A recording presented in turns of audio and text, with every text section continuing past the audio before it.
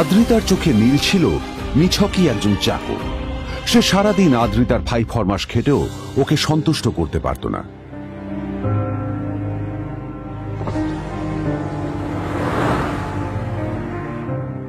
এত কিছুর পরেও কেন একজন ধনী বাবা তার মেয়েকে গরিব ছেলের সাথে বিয়ে দিলেন?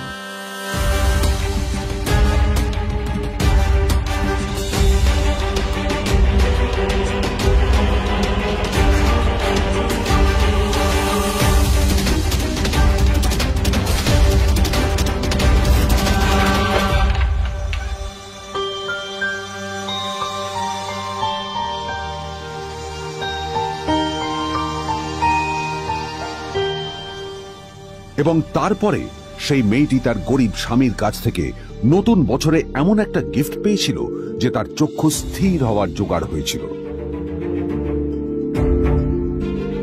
আর ওর স্বামী সম্পর্কে সত্যিটা জানার পর তো ও প্রায় অজ্ঞান হয়ে গিয়েছিল।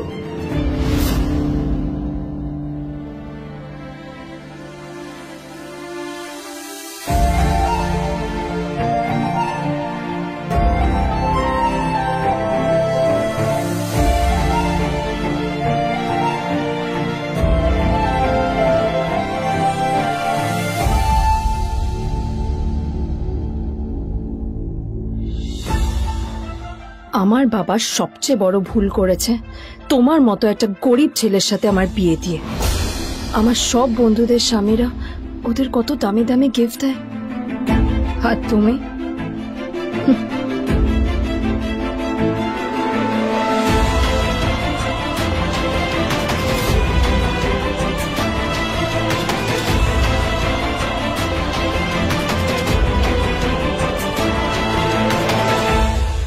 আদ্রিতা তার বাবার কথায় নীলকে বিয়ে তো করেছিল, কিন্তু ও শর্ত দিয়েছিল যেন বাড়ির বাইরের কেউ না জানতে পারে যে নীল ওর স্বামী।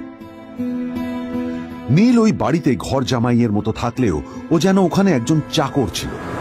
সবাই ওকে অপমান করত। ওই বাড়িতে না ও ঠিক মতো খাবার পেত, আর না ওর কোনো আলাদা ঘর ছিল। কখনো কার্পেটের উপর ঘুমোতো, তো কখনো আবার পোষা কুকুরের ঘরের পাশে নীলকে ঘুমোতে হতো। হাত খরচ মেটাতে ও এক জায়গায় ওয়েটারের কাজও করত। আদ্রিতা তার বন্ধুদের বলেছিল যে আদ্রিতা বিদেশে বিয়ে করেছে আর তার স্বামী লন্ডনের একজন খুব বড় বিজনেসম্যান। কিন্তু যখন আদ্রিতার বন্ধুরা ওকে ওদের স্বামীদের দেওয়া দামি দামি গিফটগুলো দেখাতো, তখন লজ্জায় ওর ভিতরটা পুড়ে ছাই হয়ে যেত।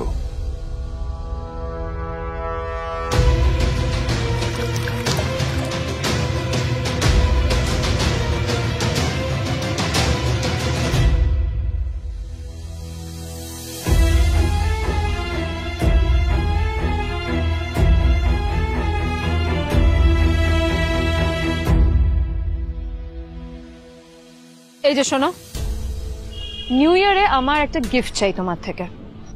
আর গিফট যেন দামি হয়, হ্যাঁ, মানে খুব দামি, কয়েক লাখ টাকা। ওকে? কয়েক লাখ টাকা? কিন্তু অদ্রিতা, এত টাকা আমি একসাথে কখনো দেখিনি। তোমাকে এত দামি গিফট আমি কি করে দেব? এটা তো তোমার বিয়ে করার আগে ভাবা উচিত ছিল।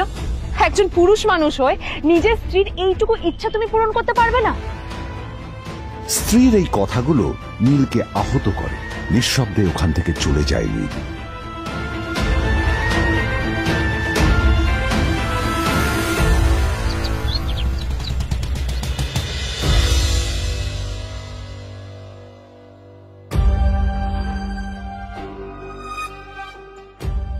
দুদিন পর নিউ ইয়ার পার্টির আগে নীল আদ্রিতার কাছে এসে একটা গিফট ব্যাগ দেয়।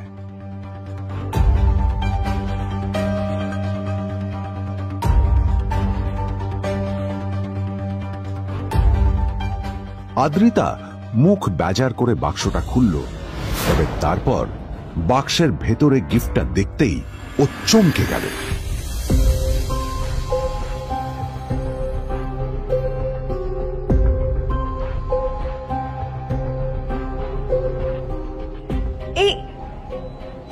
ফোনটা মানে এটা তো একটা স্পেশাল এডিশন, এটার দাম তো 3 কোটি টাকা। তুমি এটা পেলে কোথা থেকে? আসলে আসলে এটা অরিজিনাল নয়, আমি ওই ফোনটারই একটা কপি এনেছি।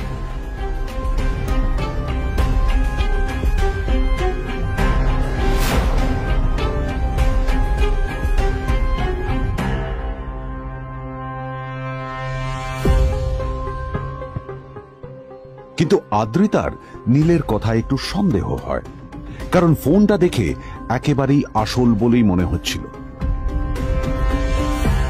পরের দিনই আদ্রিতা ওই কোম্পানির শোরুমে গেল। এই ফোনটা একটু দেখুন না প্লিজ। ওয়াও, আচ্ছা ম্যাম, আপনি কি মিস্টার রয় চৌধুরীর বন্ধু? কে মিস্টার রয় চৌধুরী? ও আপনি কি ওই রয় চৌধুরী গ্রুপ অফ ইন্ডাস্ট্রিজ এর মালিকের কথা বলছেন? হ্যাঁ। না না, আমি ওনাকে চিনি না। আমি কেন, আমার মনে হয় কেউই ওনাকে চেনে না। বড় বড় মানুষেরাই ওনা দেখা পান না। আমিও কোনোদিন ওনাকে দেখিনি, কিন্তু সাডেনলি আপনি এই প্রশ্নটা করলেন কেন? অ্যাকচুয়ালি ম্যাম, আপনার হাতের এই ফোনটা আসলে এটা ফোনের স্পেশাল এডিশন। এই কাটিং, এই ডিজাইন, এই লোগো, এটা জাল করা ইজ নেক্সট টু ইম্পসিবল। আর গোটা ভারতে বিক্রি হওয়া এই ফোনের সেকেন্ড পিস এটা, যেটা মিস্টার রয় চৌধুরী কিনেছিলেন। সেজন্য জিজ্ঞেস করছি ম্যাম, আপনি এই ফোনটা কোথা থেকে পেলেন? তবে কি নীলই মিস্টার রয় চৌধুরী, নাকি নীল এই ফোনটা চুরি করেছে?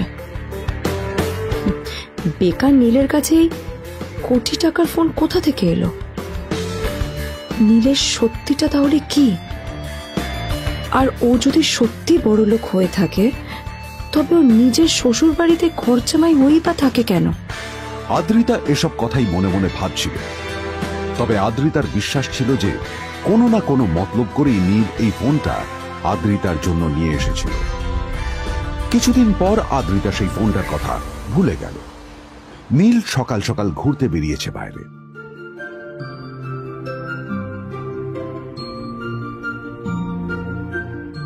কটা বাজে রে? আমার খুব লেট হয়ে গেছে বুঝলি। তোরা খেল, ঠিক আছে? তোরা খেল, আমি আসছি।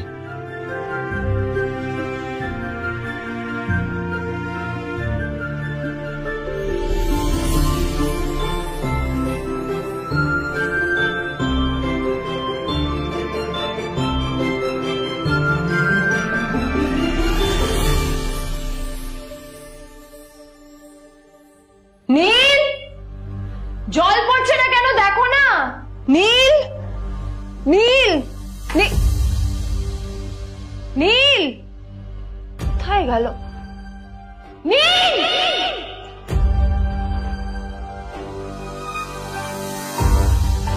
নীল, নীলকে ডাকছে কেন বলতো? ওইদিকে বাড়িতে আদ্রিতা আর চিত্রা আশ্চর্য হয়ে গেল যে নীল হঠাৎ কোথায় উধাও হয়ে গেল। মা, তোমাকে কিছু বলে গেছে নীল? হ্যাঁ, কোথায় গেছে ও? না, আমি ওর কোনো খোঁজ খবর রাখি না। আমার একটা কথা মনে হচ্ছে, ওকে না এবার একটু শীতে করতে হবে। একটা কাজে যদি আসতো ছেলেটা, যখনই কোনো কাজের কথা বলি ভ্যানিশ হয়ে যায়। আমি ওকে বলেছিলাম R&B গোল্ডেন ডায়মন্ড থেকে আমার সেটটা নিয়ে আসতে, আনেনি। আনেনি। আজকেও ভালো করে অফিসে নিয়ে যাবো, ভ্যানিশ হয়ে গেল। কোথায় গেল কে জানে। আমার ভাগ্যেই জুটেছে এরকম একটা ছেলে। দিদি, তুমি কেন বিয়েটা দিয়েছিল আমাকে? এটা আবার কি বলছিস? আমার কি দোষ? দেখ, ওই অসভ্য ছেলেটার সাথে বিয়ে দিতে চাইনি। যা করেছে তোর বাবা করেছে, এটা আমার কোনো দোষ। তখনই হঠাৎ নীল সেখানে এসে উপস্থিত হলো, কিন্তু ও দুজনকে উপেক্ষা করে ভিতরে চলে যাওয়াই শ্রেয় মনে করল। এই যে লাট সাহেব ফিরলেন রাজকার্য করে। এদিকে এসো, তোমার ফাঁকিবাজির আলোচনাই এখানে চলছে। মা প্লিজ থাক, মা থাক, ভাল লাগছে না। এমনিতেই অফিসের জন্য আমার লেট হয়ে যাচ্ছে, আর বিজন আমার ওয়েটও করছে। বিজনের নাম শুনেই নীলের মুখটা ফ্যাকাশে হয়ে গেল। আদ্রিতা নীলকে উপেক্ষা করেই বলল, আরে যে এই ছেলেটার মতো আর একটা ফাঁকিবাজ না তুমি পাবে না। তুমি কেন দাঁড়িয়ে আছো? এই যে শোনো শোনো শোনো শোনো, দাঁড়িয়ে আছো কেন? তোমাকে আমি বলেছিলাম R&B গোল্ড ডায়মন্ড থেকে সেটটা তুলেছো, তোলোনি তো। এইটা চাই না আমার। তুমি আমার সাথে অফিসে যাবে, ফেরার পথে তুমি সেটটা নিয়ে আসবে। তোমার জন্য সবসময় লেট হয়ে যাবে, তোমার জন্য বিরক্ত লাগে। আর ব্যাগটা নিয়ে ওর পেছন পেছন কোথায় যাচ্ছ? যা দিয়ে ওখানে রেখে এসো। নীল চিত্রার সাথে মাঝে মাঝে ঝগড়া করলেও তার স্ত্রী আদ্রিতার সাথে ও কখনো ঝগড়া করত না। সত্য সব অপদার্থ।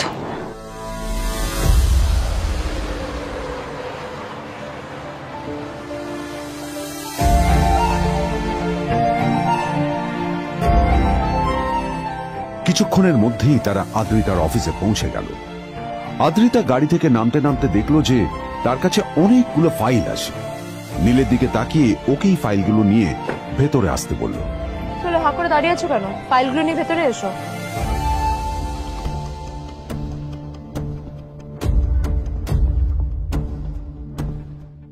আদ্রিতা যখন ওর ক্যাবিনে পৌঁছলো তখন দেখলো সেখানে আগে থেকেই ওর বন্ধু এবং বিজনেস পার্টনার বিজন বসে ওর জন্য অপেক্ষা করছে।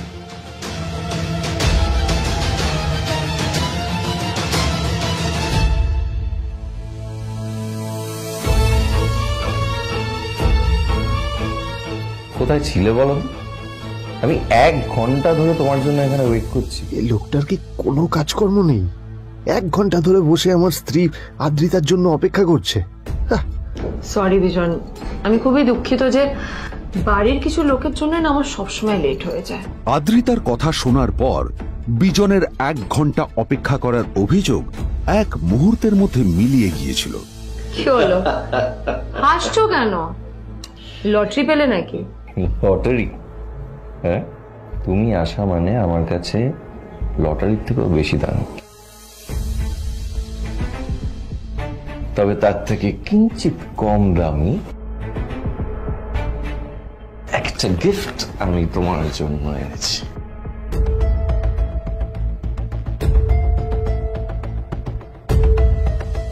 This is a rare diamond necklace for you.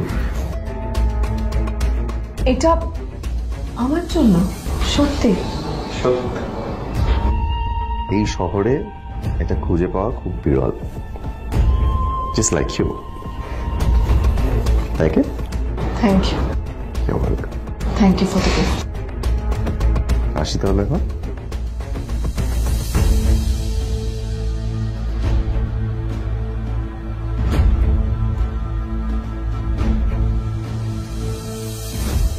Adrita, আমি আজ পর্যন্ত তোমাকে কোনো রকম উপদেশ দিইনি, কিন্তু আজ আমি তোমাকে বলতে বাধ্য হচ্ছি। এই যে এই লোকটা তোমাকে শুধুমাত্র ইমপ্রেস করার জন্য একটা নকল সস্তার হীরের গয়না দিয়ে গেছে। এরকম একটা লোকের সাথে তোমার মেশা উচিত না। ভবিষ্যতে কিন্তু তুমি বিপদে পড়বে। আদ্রিতা, আমি তোমাকে কথা দিচ্ছি, আমি তোমার জন্য আসল রেয়ার একটা হীরের গয়না এনে দেবো, এর চেয়েও দামি, এর চেয়ে অনেক অনেক বেশি দামি। তার জন্য আমাকে যাই করতে হোক না কেন, আমি তোমাকে একদিন ঠিক এনে দেবো, ঠিক এনে দেবো তোমাকে। তাদের বিয়ে হয়েছে 2.5 বছর। এর মধ্যে প্রথমবার তার মনে হলো নীল তার জন্য লড়াই করছে। নীলের এই রূপটা দেখে আদ্রিতা চমকে গেল। আজ প্রথমবারের মতো আদ্রিতার মনে প্রশ্ন এলো, নীলকে নিজের থেকে দূরে সরিয়ে রেখে আমি কি কোনো ভুল করছি? না না, এটা আমি কি ভাবছি? বিজন আমার বিজনেস পার্টনার, ও আমাদের মেইন ইনভেস্টর। নীলের এই অ্যাকশনের কারণে বিজন আমার কোম্পানি থেকে ব্যাক আউট করে গেলে কি হবে? না না না না না, নীলের জন্য আমি আমার এত বছরের পরিশ্রমকে জলে দিতে পারি না। আমার নীলকে নয়, আমার বিজনকে প্রয়োজন। এইসব ভাবতে ভাবতে আদ্রিতার নীলের ওপর রাগ হতে শুরু করে। আদ্রিতার রাগ তখন চরমে উঠে যায়। আজ প্রথমবার নীল আদ্রিতার সাথে খারাপ ব্যবহার করেছে। How dare you! তোমার এত বড় সাহস! হ্যাঁ, তোমাকে কে অধিকার দেয় বলো তো যে তুমি আমারই অফিসে দাঁড়িয়ে আমাকেই এতগুলো উল্টোপাল্টা কথা তুমি শোনালে? তোমাকে এখানে আনাই আমার ভুল হয়েছে, সবচেয়ে বড় ভুল হয়েছে। এবার চুপচাপ এখান থেকে বেরিয়ে যাও, right now. Get out! Neel আদ্রিতার এই কথার কোনো উত্তর দিল না। নীল জানতো যে ও যতই কথা বাড়াবে আদ্রিতা ততই বেশি রেগে যাবে। আদ্রিতা যেন তেন ভাবে নিজের রাগ চেপে ব্যাপারটা ওখানেই শেষ করার চেষ্টা করলো, কিন্তু ও তো জানতো না যে ব্যাপারটা তখন সবে শুরু হয়েছে। কি শুনতে পাচ্ছিস না? কালা নাকি? আমারই সামনে দাঁড়িয়ে আমার কেনা গিফট নিয়ে তুই মজা করলি? কত বড় সাহস রে তোর! নিজেকে তো বিক্রি করে দিলে ওরকম একটা ডায়মন্ড নেকলেস তুই কিনতে পারবি না। তোর এই গরিবের পারফিউম, সস্তা শার্ট, পায়ে একটা ফাটা চপ্পল নিয়ে নিজেকে বড় হিরো মনে করছিস? তোর নিজের কত দাম সেটা তোর নিজের জানা উচিত। Zero, big zero. সালা খরচা মাই চল।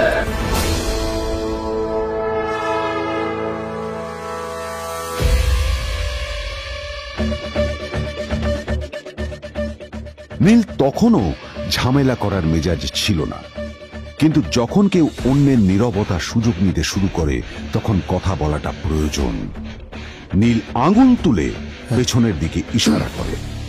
প্রথম কথা, ওই যে ওখানে দাঁড়িয়ে আছে, ও আমার স্ত্রী।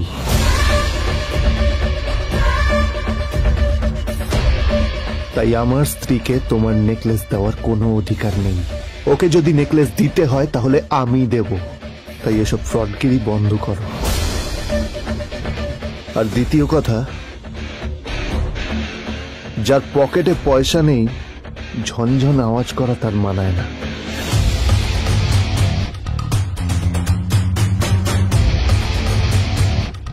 নীল বিজনকে তার সোয়াগ দেখিয়ে বেরিয়ে গেল।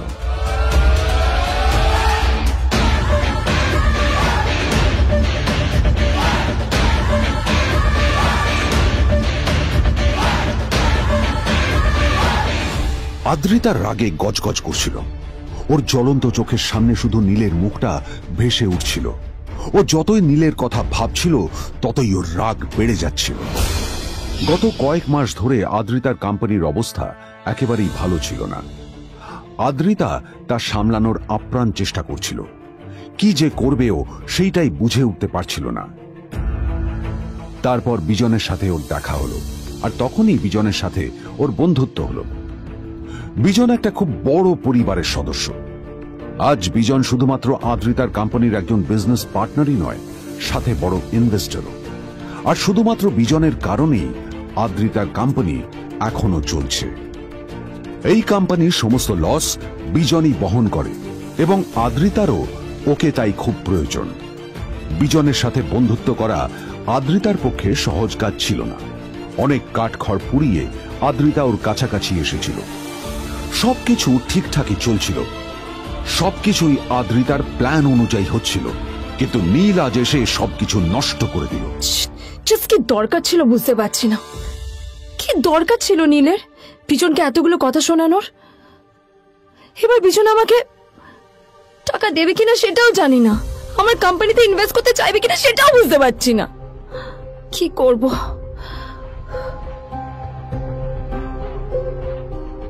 এখন আদ্রিতা ওকে কিভাবে বোঝাবে?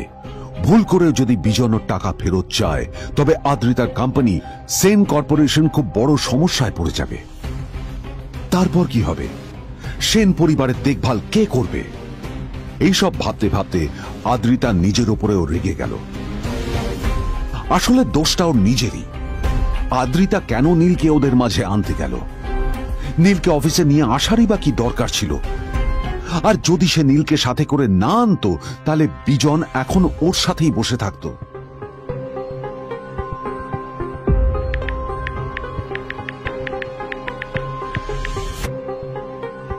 প্যামেলা, আমি মিটিং এ বেরোবো, আমার চেঞ্জটা একটু নিয়ে এসো প্লিজ। Thank you. আর অন্যদিকে সেন কর্পোরেশনের অফিস থেকে বেরিয়ে নীলের খুব ফুরফুরে লাগছিল।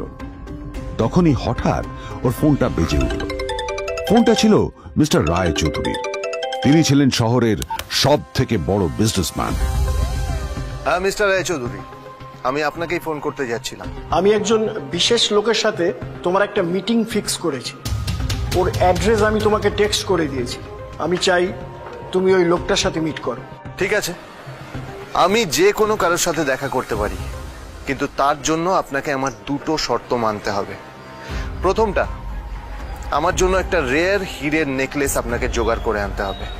আর দ্বিতীয়টা, আমি আপনাকে টেক্সট করছি, এটাও কিন্তু একই রকম জরুরি।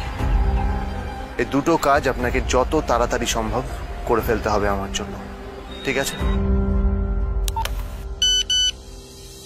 তোমার অ্যাকাউন্টে কিছু টাকা পাঠিয়েছি। কিছু জামা কাপড় কেনো, যাতে তুমি ভদ্র সমাজে আসার যোগ্য হও আর তোমাকে আমি স্বামীর পরিচয় দিতে লজ্জা না পাই। তোমার কারণে আমার পরিবার লজ্জা পাবে, আমি সেটা চাই না। যখনই দেখি তখনই তুমি ভিখিরির মতো ছেঁড়া ফাটা জামা কাপড় পরে থাকো। আসলে আদ্রিতার বাড়িতে আজ ফ্যামিলি ডিনার পার্টি ছিল, আর শেষবার নীলের জন্য ওকে অনেক ঝামেলা পোহাতে হয়েছিল। মেসেজ পড়ে নীল ফোনটা নিজের পকেটে রেখে রাস্তার ধারে গিয়ে একটা ট্যাক্সি থামানোর জন্য হাত বাড়িয়ে দিল। নীল ট্যাক্সি ধরে গোল্ডেন সিটি অ্যাভিনিউর দিকে বেরিয়ে পড়ল। গোল্ডেন সিটি অ্যাভিনিউ শুধু কলকাতারই নয়, এটা ছিল সারা পশ্চিমবঙ্গের সবচেয়ে বিলাসবহুল সোসাইটিগুলোর মধ্যে একটা। আসলে এই সেই জায়গা যেখানে মিস্টার রায়চৌধুরী আজ তার জন্য গোপন মিটিং ফিক্স করেছিলেন। কিন্তু নীল কার সাথে দেখা করতে যাচ্ছে এ সম্পর্কে ওর কোনো ধারণাই ছিল না। যখন নীল সেখানে পৌঁছল, পুলভিলার বাগানে বসে থাকা লোকটিকে দেখে রাগে নীলের রক্ত ফুটতে শুরু করলো। নীল ওখানে না দাঁড়িয়ে বেরিয়ে গেল। তখনই হঠাৎ একটা মেসেজ এলো। আসলে আজ আদ্রিতার ফ্যামিলি গ্যাদারিং এ যাওয়ার আগে নীলকে ওর হাই স্কুলের রিইউনিয়নেও যেতে হতো।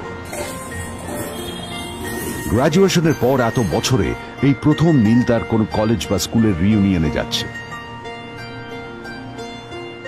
এতগুলো বছরে নীল তার কোনো বন্ধুর সাথেই দেখা করেনি। নীলের তার পুরনো সহপাঠীদের কথা মনে পড়তে লাগলো, যাদের সাথে ও স্কুলে মজা করত। আজ আবার ওদের সকলের সাথে নীলের দেখা হবে।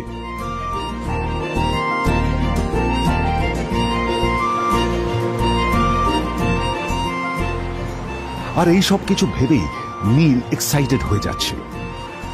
আসলে সোহিনীকে নীল তার স্কুল টাইমে পছন্দ করত।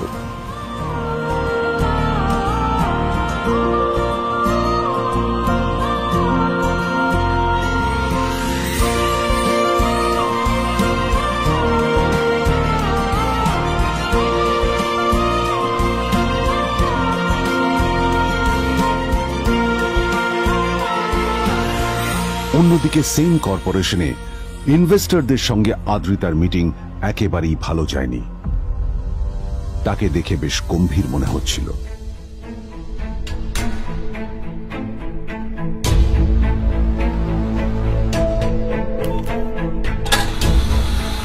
ভাই, পৃথিবীতে এমন লোকও আছে, কি দিমাগ দেখলি? হ্যাঁ, কাজকর্ম তো কিছু করার নেই, আর কিছু করেও না। শুধু চলে এসছে আমাদের ম্যাডামকে রাখাতে। এই 1 বছরে না কিচ্ছু বদলায়নি। আরে আমি তো ভেবেছিলাম যে এর সাথে ম্যাডামের আর কোনো সম্পর্কই নেই, কিন্তু না, এখন যা দেখছি উল্টে ম্যাডামের মাথায় উঠে নাচছে। আমার মাঝে মাঝে মনে হয় এদের দুজনের বিয়ে কিভাবে হলো। আর বিয়ে তো অনেক পরের কথা, 2 বছর হয়ে গেল এদের এখনো ডিভোর্স হলো না। হ্যাঁ, আমার তো ভাবলে কিরকম অবাক লাগছে। যা বলেছিস।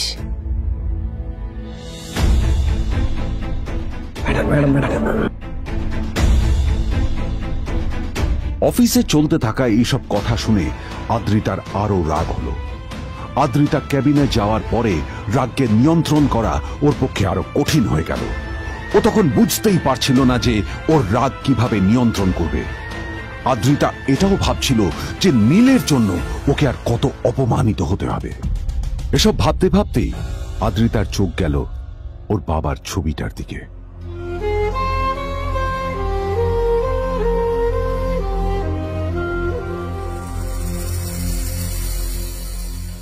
আমি তো তোমার সবচেয়ে প্রিয় মেয়ে ছিলাম বাবা,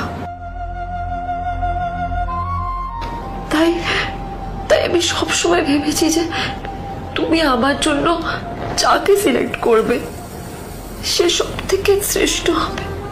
তাই আমি নিজে থেকে কখনো কোনো রিলেশনশিপে যাইনি, আর তোমার কাছে বিয়ের কোনো শর্তও রাখিনি। কিন্তু তুমি না আমার সাথে কি করলে? এই গাধাটার সাথে আমাকে বিয়ে দিলে। আমার জীবনটা নষ্ট হয়ে গেল, শেষ হয়ে গেল।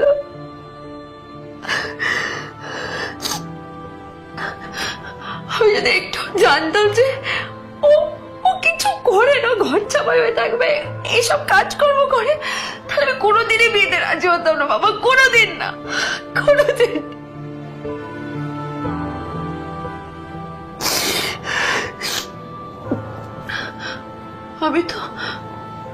আমি তো সবসময় ভাবতাম যে বাবা মারা তাদের সন্তানের ভালো চায়, কল্যাণ চায়, তাদের জন্য চিন্তা করে, কিন্তু কিন্তু বাবা তুমি আমার জন্য একটু চিন্তা করোনি। তুমি শুধু তোমার শেষ কর্তব্যটুকু করতে চেয়েছিলে, শেষ ইচ্ছাটুকু রাখতে চেয়েছিলে, পালন করা হয়ে গেছে আর আমাদের তুমি ছেড়ে চলে গেলে। তুমি আমাকে ছেড়ে চলে গেলে। অন্যদিকে নীল রিইউনিয়ন পার্টির জন্য হোটেল প্রাইম স্টারের দিকে রওনা হলো। হোটেল প্রাইম স্টার ছিল শহরের সবচেয়ে দামি হোটেল। ওখানে শহরের সব বড় লোকেরা যাতায়াত করত। নীল যখনই তার পুরনো বাইকটা নিয়ে ওখানে পৌঁছলো, ওর পুরনো জামা কাপড়, পুরনো বাইক আর ওর পায়ে ছেঁড়া চপ্পল দেখে সিকিউরিটি গার্ড ওকে গেটের বাইরেই আটকে দিল। কোথায় যাচ্ছিস শালা ভিখিরি? না না দাদা, আপনি আমাকে ভুল বুঝছেন। আসলে আমাকে ইনভাইট করা হয়েছে, আমি এই হোটেলেই এসেছি। শালা মিথ্যে কথা বলার জায়গা পাস না? হ্যাঁ, মিথ্যে কথা বলার আগে নিজের চেহারাটা তো দেখতিস। এটা একটা প্রাইম হোটেল, বুঝেছিস?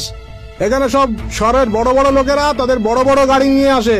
শালা তোর মতো একটা ভিখিরি একটা ফ্যাট প্যাটে আওয়াজ বের করা বাইক নিয়ে চলে এসেছিস, আর আমি তোকে ঢুকতে দেবো না? দাদা আমাকে ইনভাইট করা হয়েছে, আমাকে শুনুন শুনুন, চল আমাকে একবার ঢুকতে দিন আমাকে। নীল পড়ে যেতেই একটা দামি গাড়ি ওখানে এসে দাঁড়ালো। এই গাড়িটি আর অন্য কারো নয়, হোটেল প্রাইমের মালিক মিস্টার খান্নার ছিল। কি হচ্ছে কি এটা?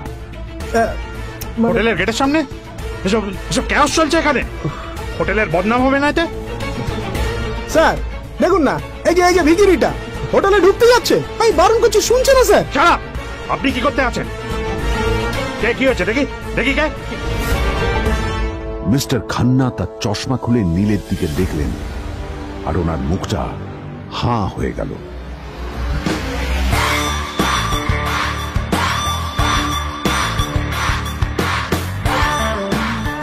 নীল স্যার, আপনি?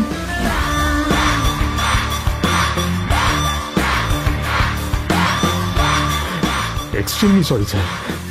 স্যার স্যার আপনি একটা ইনফর্ম করেননি কেন আমাকে? আপনি আসবেন জানলে তো আমি নিজে রিসিভ করতে আসতাম আপনাকে। ঠিক আছে, আপনি ব্যস্ত হবেন না প্লিজ।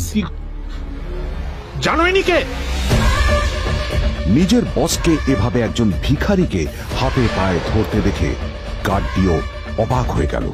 আরে sir, sorry sir, extremely sorry, আপনি আমার সঙ্গে আসবেন। সরি স্যার, সরি, ভুল হয়ে গেছে স্যার। সালাম স্যার। নীল কি তবে সত্যিই একজন খুব বড়লোক কেউ? জানতে পকেট এফএম এর এই সম্পূর্ণ গল্পটি শুনুন বস, দুনিয়া যার বসে, যেটা ভারতীয়রা সবচেয়ে বেশি শুনছে। বিনামূল্যে গল্প শুনতে নিচের ইনস্টল বাটনে ক্লিক করুন এবং পকেট এফএম ডাউনলোড করুন।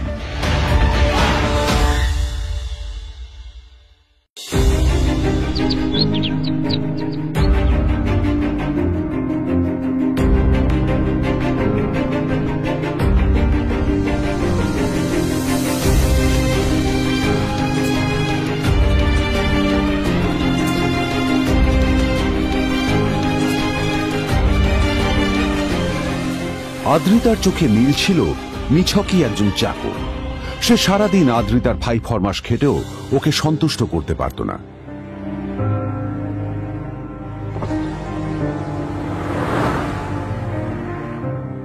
এত কিছুর পরেও কেন একজন ধনী বাবা তার মেয়েকে গরিব ছেলের সাথে বিয়ে দিলেন?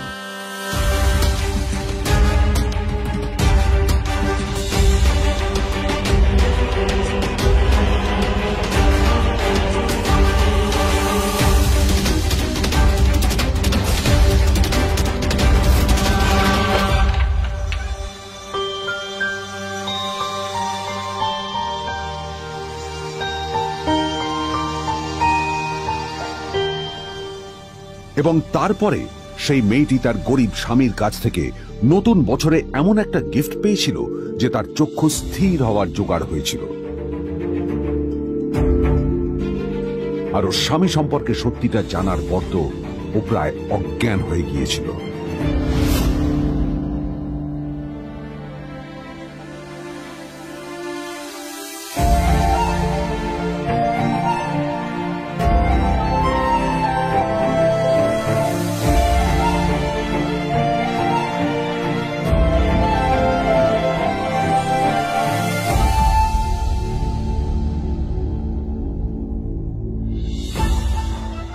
আমার বাবা সবচেয়ে বড় ভুল করেছে তোমার মতো একটা গরিব ছেলের সাথে আমার বিয়ে দিয়ে। আমার সব বন্ধুদের স্বামীরা ওদের কত দামি দামি গিফট দেয়, আর তুমি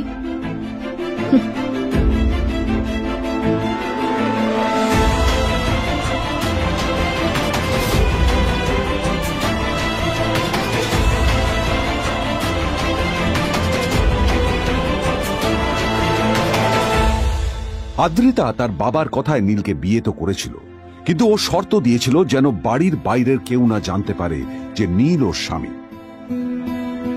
নীল ওই বাড়িতে ঘর জামাইয়ের মতো থাকলেও ও যেন ওখানে একজন চাকর ছিল। সবাই ওকে অপমান করত।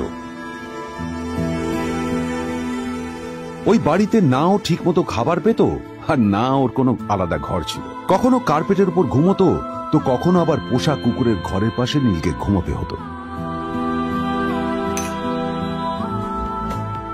হাত খরচ মেটাতে ও এক জায়গায় ওয়েটারের কাজও করত।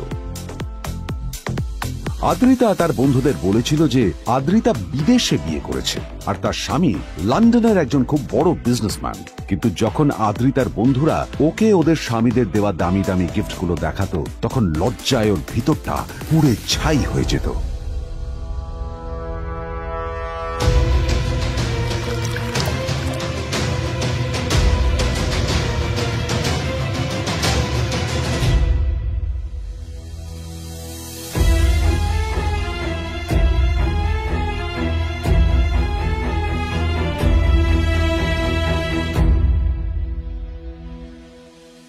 এই যে শোনো, নিউ ইয়ারে আমার একটা গিফট চাই তোমার থেকে, আর গিফটটা যেন দামি হয়। হ্যাঁ, মানে খুব দামি, কয়েক লাখ টাকা।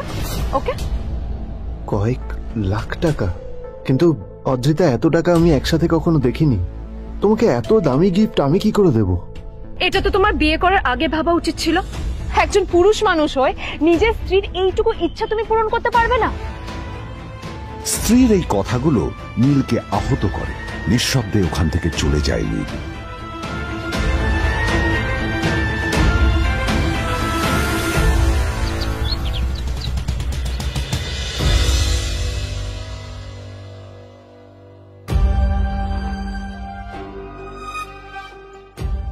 দুদিন পর নিউ ইয়ার পার্টির আগে নীল আদ্রিতার কাছে এসে একটা গিফট ব্যাগ দেয়।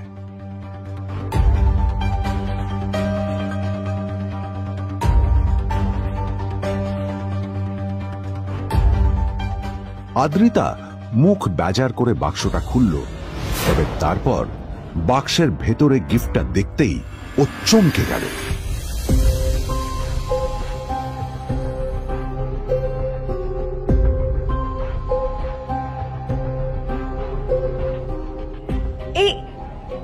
এই ফোনটা মানে এটা তো একটা স্পেশাল এডিশন। এটার দাম তো 3 কোটি টাকা। তুমি এটা পেলে কোথা থেকে? আসলে এটা অরিজিনাল নয়।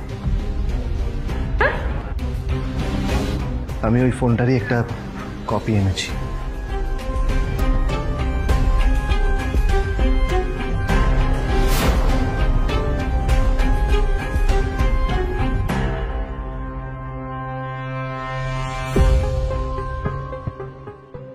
কিন্তু আদ্রিতার নীলের কথা একটু সন্দেহ হয়, কারণ ফোনটা দেখে একেবারেই আসল বলেই মনে হচ্ছিল। পরের দিনই আদ্রিতা ওই কোম্পানির শোরুমে গেল। এই ফোনটা একটু দেখুন না প্লিজ। ওয়াও, আচ্ছা ম্যাম, আপনি কি মিস্টার রয় চৌধুরীর বন্ধু? কে মিস্টার রয় চৌধুরী? ও, আপনি কি ওই রয় চৌধুরী গ্রুপ অফ ইন্ডাস্ট্রিজ এর মালিকের কথা বলছেন? হ্যাঁ। না না, আমি ওনাকে চিনি না। আমি কেন, আমার মনে হয় কেউই ওনাকে চেনে না। বড় বড় মানুষেরাই ওনা দেখা পান না। আমিও কোনোদিন ওনাকে দেখিনি, কিন্তু সাডেনলি আপনি এই প্রশ্নটা করলেন কেন? অ্যাকচুয়ালি ম্যাম, আপনার হাতের এই ফোনটা আসলে এটা ফোনের স্পেশাল এডিশন। এই কাটিং, এই ডিজাইন, এই লোগো, এটা জাল করা ইজ নেক্সট টু ইম্পসিবল। আর গোটা ভারতে বিক্রি হওয়া এই ফোনের সেকেন্ড পিস এটা, যেটা মিস্টার রয় চৌধুরী কিনেছিলেন। সেজন্য জিজ্ঞেস করছি ম্যাম, আপনি এই ফোনটা কোথা থেকে পেলেন? তবে কি নীলই মিস্টার রয় চৌধুরী, নাকি নীল এই ফোনটা চুরি করেছে? বেকার নীলের কাছে এই কোটি টাকার ফোন কোথা থেকে এলো? নীলের সত্যিটা তাহলে কি? আর ও যদি সত্যি বড়লোক হয়ে থাকে তবে ও নিজের শ্বশুর বাড়িতে খরচামাই হয়েই বা থাকে কেন? আদ্রিতা এসব কথাই মনে মনে ভাবছিল। তবে আদ্রিতার বিশ্বাস ছিল যে কোনো না কোনো মতলব করেই নীল এই ফোনটা আদ্রিতার জন্য নিয়ে এসেছিল। কিছুদিন পর আদ্রিতা সেই ফোনটার কথা ভুলে গেল। নীল সকাল সকাল ঘুরতে বেরিয়েছে বাইরে।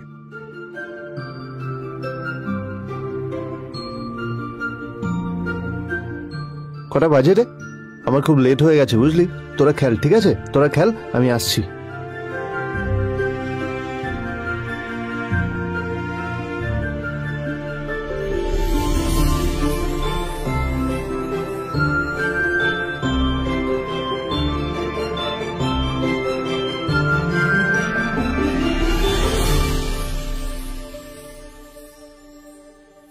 নীল, জল পড়ছে না কেন দেখো না। নীল, নীল, নীল কোথায় গেল? নীল,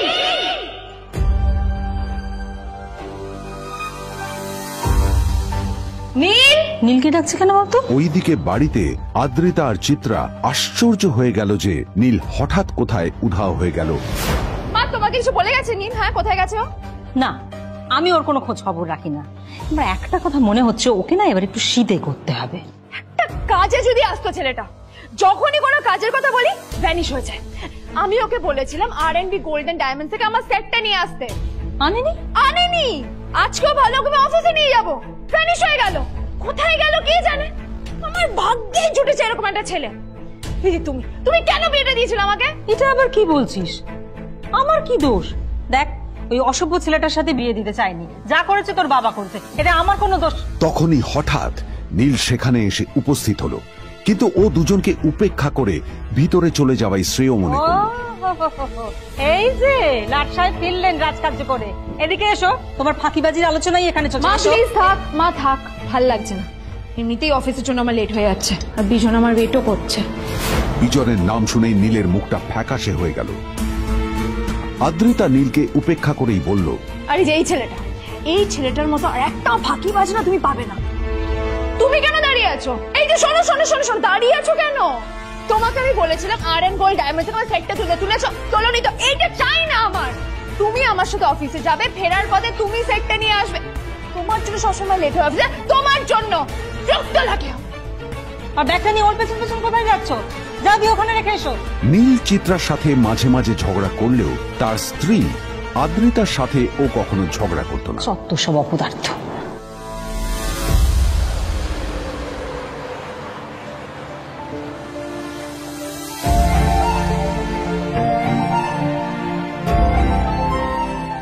কিছুক্ষণের মধ্যেই তারা আদ্রিতার অফিসে পৌঁছে গেল। আদ্রিতা গাড়ি থেকে নামতে নামতে দেখলো যে তার কাছে অনেকগুলো ফাইল আছে। নীলের দিকে তাকিয়ে ওকেই ফাইলগুলো নিয়ে ভেতরে আসতে বলল। চলো, হা করে দাঁড়িয়ে আছো কেন? ফাইলগুলো নিয়ে ভেতরে এসো।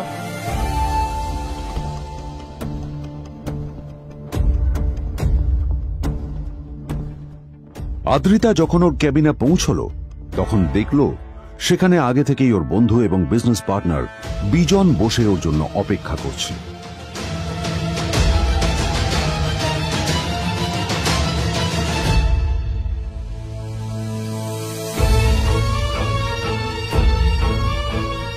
কোথায় ছিলে বলো?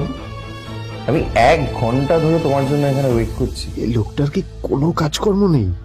1 ঘন্টা ধরে বসে আমার স্ত্রী আদ্রিতার জন্য অপেক্ষা করছে। সরি বিজন, আমি খুবই দুঃখিত যে বাড়ির কিছু লোকের জন্য না আমার সবসময় লেট হয়ে যায়। আদ্রিতার কথা শোনার পর বিজনের 1 ঘন্টা অপেক্ষা করার অভিযোগ 1 মুহূর্তের মধ্যে মিলিয়ে গিয়েছিল। কি হলো?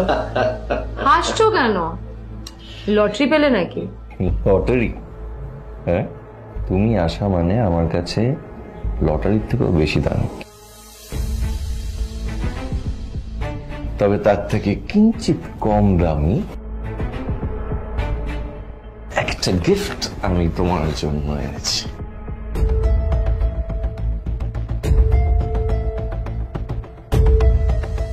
This is a rare diamond necklace for you.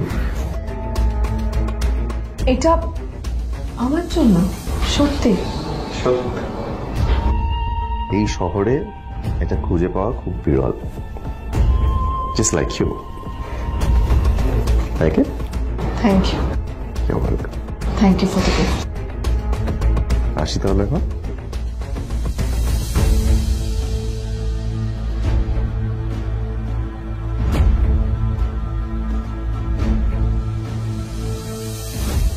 Adrita, আমি আজ পর্যন্ত তোমাকে কোনো রকম উপদেশ দিইনি, কিন্তু আজ আমি তোমাকে বলতে বাধ্য হচ্ছি। এই যে এই লোকটা তোমাকে শুধুমাত্র ইমপ্রেস করার জন্য একটা নকল সস্তার হীরের গয়না দিয়ে গেছে। এরকম একটা লোকের সাথে তোমার মেশা উচিত না। ভবিষ্যতে কিন্তু তুমি বিপদে পড়বে। আদ্রিতা, আমি তোমাকে কথা দিচ্ছি, আমি তোমার জন্য আসল রেয়ার একটা হীরের গয়না এনে দেবো, এর চেয়েও দামি, এর চেয়ে অনেক অনেক বেশি দামি। তার জন্য আমাকে যাই করতে হোক না কেন, আমি তোমাকে একদিন ঠিক এনে দেবো, ঠিক এনে দেবো তোমাকে। তাদের বিয়ে হয়েছে 2.5 বছর। এর মধ্যে প্রথমবার তার মনে হলো নীল তার জন্য লড়াই করছে। নীলের এই রূপটা দেখে আদ্রিতা চমকে গেল। আজ প্রথমবারের মতো আদ্রিতার মনে প্রশ্ন এলো, নীলকে নিজের থেকে দূরে সরিয়ে রেখে আমি কি কোনো ভুল করছি? না না, এটা আমি কি ভাবছি? বিজন আমার বিজনেস পার্টনার, ও আমাদের মেইন ইনভেস্টর। নীলের এই অ্যাকশনের কারণে বিজন আমার কোম্পানি থেকে ব্যাক আউট করে গেলে কি হবে? না না না না না, নীলের জন্য আমি আমার এত বছরের পরিশ্রমকে জলে দিতে পারি না। আমার নীলকে নয়, আমার বিজনকে প্রয়োজন। এইসব ভাবতে ভাবতে আদ্রিতার নীলের ওপর রাগ হতে শুরু করে। আদ্রিতার রাগ তখন চরমে উঠে যায়। আজ প্রথমবার নীল আদ্রিতার সাথে খারাপ ব্যবহার করেছে। How dare you! তোমার এত বড় সাহস! হ্যাঁ, তোমাকে কে অধিকার দেয় বলো তো যে তুমি আমারই অফিসে দাঁড়িয়ে আমাকেই এতগুলো উল্টোপাল্টা কথা তুমি শোনালে? তোমাকে এখানে আনাই আমার ভুল হয়েছে, সবচেয়ে বড় ভুল হয়েছে। এবার চুপচাপ এখান থেকে বেরিয়ে যাও, right now. Get out! Neel আদ্রিতার এই কথার কোনো উত্তর দিল না। নীল জানতো যে ও যতই কথা বাড়াবে আদ্রিতা ততই বেশি রেগে যাবে। আদ্রিতা যেন তেন ভাবে নিজের রাগ চেপে ব্যাপারটা ওখানেই শেষ করার চেষ্টা করলো, কিন্তু ও তো জানতো না যে ব্যাপারটা তখন সবে শুরু হয়েছে। কি হলো, শুনতে পাচ্ছিস না? কালা নাকি? আমারই সামনে দাঁড়িয়ে আমার কেনা গিফট নিয়ে তুই মজা করলি? কত বড় সাহস রে তোর! নিজেকে তো বিক্রি করে দিলে ওরকম একটা ডায়মন্ড নেকলেস তুই কিনতে পারবি না। তোর এই গরিবের পারফিউম, সস্তা শার্ট, পায়েটা ফাটা চপ্পল নিয়ে নিজেকে বড় হিরো মনে করছিস? তোর নিজের কত দাম সেটা তোর নিজের জানা উচিত। Zero, big zero. সালা খরচা মাই চল।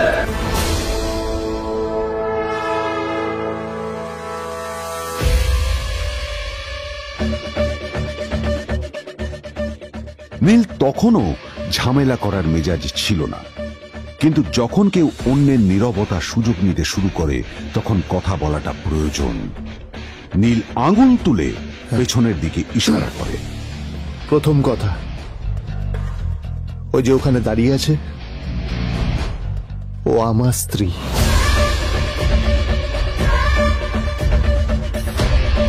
তাই আমার স্ত্রীকে তোমার নেকলেস দেওয়ার কোনো অধিকার নেই। ওকে যদি নেকলেস দিতে হয় তাহলে আমি দেব। তাই এসব ফ্রডগিরি বন্ধ করো। আর দ্বিতীয় কথা, যার পকেটে পয়সা নেই ঝনঝন আওয়াজ করা তার মানায় না।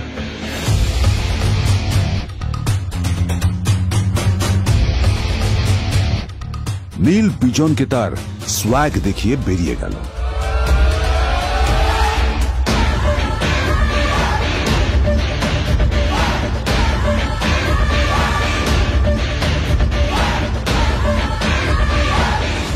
আদ্রিতার রাগে গজগজ করছিল। ওর জ্বলন্ত চোখের সামনে শুধু নীলের মুখটা ভেসে উঠছিল। ও যতই নীলের কথা ভাবছিল ততই ওর রাগ বেড়ে যাচ্ছিল। গত কয়েক মাস ধরে আদ্রিতার কোম্পানির অবস্থা একেবারেই ভালো ছিল না। আদ্রিতা তা সামলানোর আপ্রাণ চেষ্টা করছিল। কি যে করবেও সেইটাই বুঝে উঠতে পারছিল না।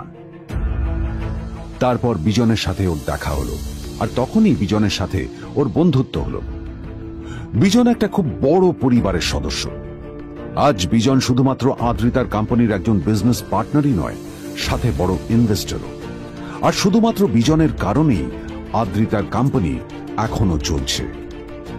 এই কোম্পানির সমস্ত লস বিজনই বহন করে এবং আদ্রিতারও ওকে তাই খুব প্রয়োজন। বিজনের সাথে বন্ধুত্ব করা আদ্রিতার পক্ষে সহজ কাজ ছিল না। অনেক কাঠখড় পুড়িয়ে আদ্রিতা ওর কাছাকাছি এসেছিল। সবকিছু ঠিকঠাকই চলছিল, সবকিছুই আদ্রিতার প্ল্যান অনুযায়ী হচ্ছিল, কিন্তু নীল আজ এসে সবকিছু নষ্ট করে দিল। কি দরকার ছিল বুঝতে পারছি না। কি দরকার ছিল নীলের বিজনকে এতগুলো কথা শোনানোর? এবার বিজন আমাকে টাকা দেবে কিনা সেটাও জানি না, আমার কোম্পানিতে ইনভেস্ট করতে চাইবে কিনা সেটাও বুঝতে পারছি না। কি করব?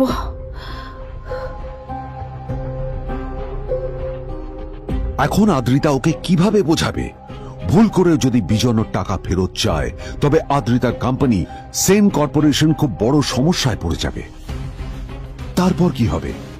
সেন পরিবারের দেখভাল কে করবে? এইসব ভাবতে ভাবতে আদ্রিতা নিজের উপরেও রেগে গেল।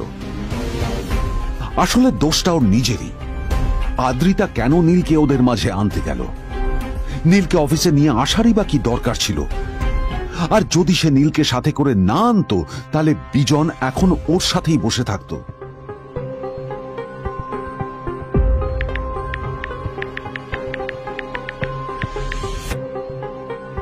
প্যামেলা, আমি মিটিং এ বেরোবো, আমার চেঞ্জটা একটু নিয়ে এসো প্লিজ। Thank you. আর অন্যদিকে সেন কর্পোরেশনের অফিস থেকে বেরিয়ে নীলের খুব ফুরফুরে লাগছিল। তখনই হঠাৎ ওর ফোনটা বেজে উঠল। ফোনটা ছিল মিস্টার রায় চৌধুরী। তিনি ছিলেন শহরের সব থেকে বড় বিজনেসম্যান। হ্যাঁ মিস্টার রায় চৌধুরী, আমি আপনাকেই ফোন করতে যাচ্ছিলাম। আমি একজন বিশেষ লোকের সাথে তোমার একটা মিটিং ফিক্স করেছি। ওর অ্যাড্রেস আমি তোমাকে টেক্সট করে দিয়েছি। আমি চাই তুমি ওই লোকটার সাথে মিট করো। ঠিক আছে, আমি যে কোনো কারোর সাথে দেখা করতে পারি, কিন্তু তার জন্য আপনাকে আমার দুটো শর্ত মানতে হবে। প্রথমটা, আমার জন্য একটা রেয়ার হীরের নেকলেস আপনাকে জোগাড় করে আনতে হবে। আর দ্বিতীয়টা, আমি আপনাকে টেক্সট করছি, এটাও কিন্তু একই রকম জরুরি। এই দুটো কাজ আপনাকে যত তাড়াতাড়ি সম্ভব করে ফেলতে হবে আমার জন্য, ঠিক আছে? তোমার অ্যাকাউন্টে কিছু টাকা পাঠিয়েছি, কিছু জামা কাপড় কেনো যাতে তুমি ভদ্র সমাজে আসার যোগ্য হও, আর তোমাকে আমি স্বামীর পরিচয় দিতে লজ্জা না পাই। তোমার কারণে আমার পরিবার লজ্জা পাবে, আমি সেটা চাই না। যখনই দেখি তখনই তুমি ভিখিরির মতো ছেঁড়া ফাটা জামা কাপড় পরে থাকো।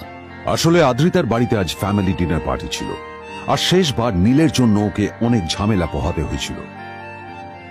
মেসেজ পড়ে নীল ফোনটা নিজের পকেটে রেখে রাস্তার ধারে গিয়ে একটা ট্যাক্সি থামানোর জন্য হাত বাড়িয়ে দিল। নীল ট্যাক্সি ধরে গোল্ডেন সিটি অ্যাভিনিউর দিকে বেরিয়ে পড়ল। গোল্ডেন সিটি অ্যাভিনিউ শুধু কলকাতারই নয়, এটা ছিল সারা পশ্চিমবঙ্গের সবচেয়ে বিলাসবহুল সোসাইটিগুলোর মধ্যে একটা।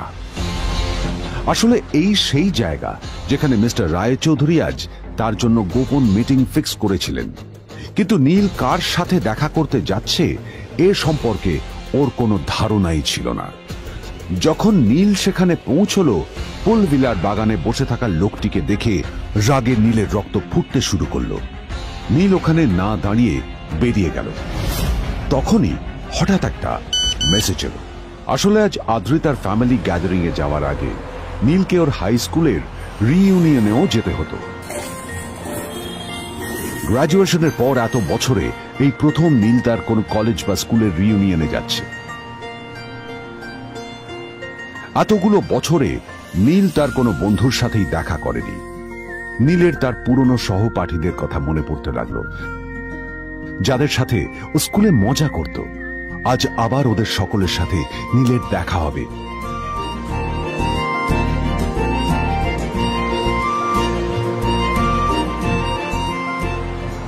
আর এই সব কিছু ভেবেই নীল এক্সাইটেড হয়ে যাচ্ছিল। আসলে সোহিনীকে নীল তার স্কুল টাইমে পছন্দ করত।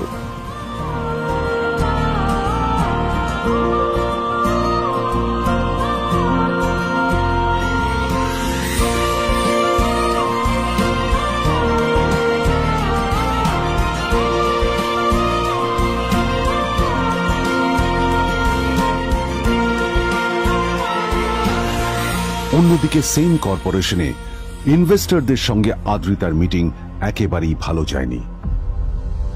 তাকে দেখে বেশ গম্ভীর মনে হচ্ছিল।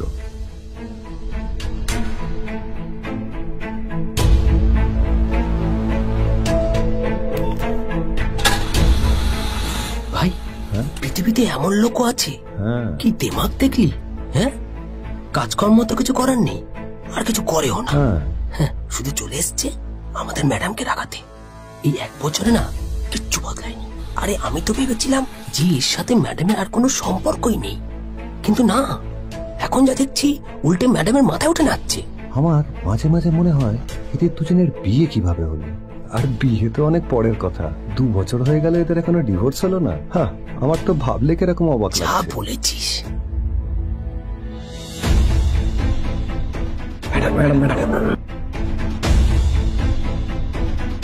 অফিসে চলতে থাকা এইসব কথা শুনে আদ্রিতার আরো রাগ হলো। আদ্রিতা ক্যাবিনে যাওয়ার পরে রাগকে নিয়ন্ত্রণ করা ওর পক্ষে আরো কঠিন হয়ে গেল। ও তখন বুঝতেই পারছিল না যে ওর রাগ কিভাবে নিয়ন্ত্রণ করবে। আদ্রিতা এটাও ভাবছিল যে নীলের জন্য ওকে আর কত অপমানিত হতে হবে। এসব ভাবতে ভাবতেই আদ্রিতার চোখ গেল ওর বাবার ছবিটার দিকে।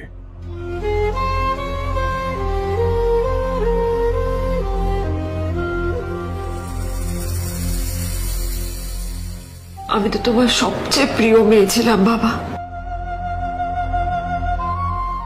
তাই তাই আমি সবসময় ভেবেছি যে তুমি আমার জন্য যাকে সিলেক্ট করবে সে সব থেকে শ্রেষ্ঠ হবে।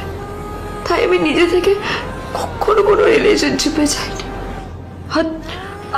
আর তোমার কাছে বিয়ের কোনো শর্তও রাখিনি। কিন্তু কিন্তু তুমি না আমার সাথে কি করলে? এই গাধাটার সাথে আমাকে বিয়ে দিলে। আমার জীবনটা নষ্ট হয়ে গেল, শেষ হয়ে গেল।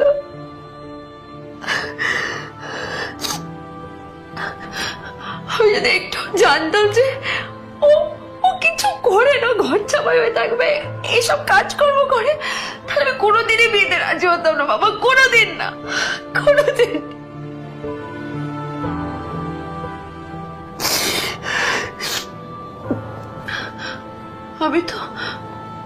আমি তো সবসময় ভাবতাম যে বাবা মারা তাদের সন্তানের ভালো চায়, কল্যাণ চায়, তাদের জন্য চিন্তা করে। কিন্তু বাবা, তুমি আমার জন্য একটু চিন্তা করোনি।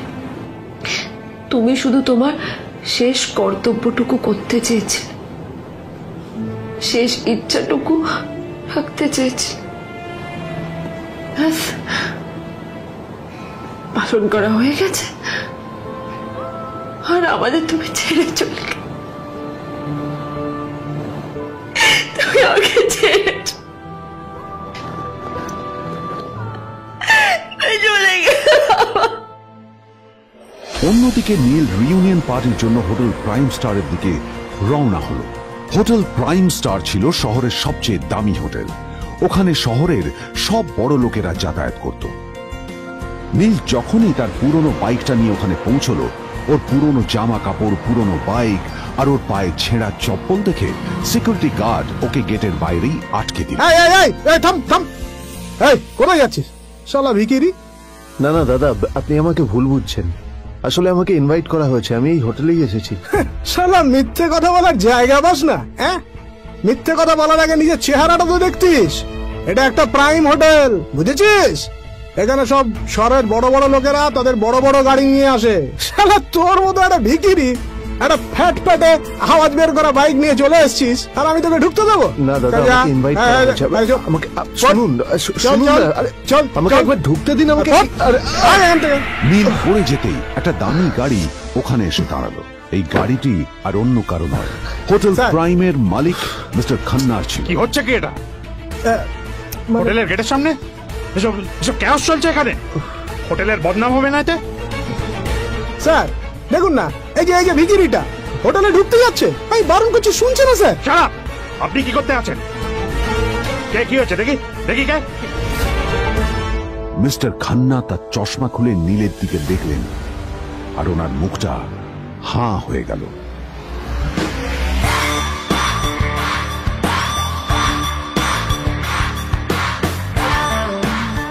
নীল স্যার, আপনি?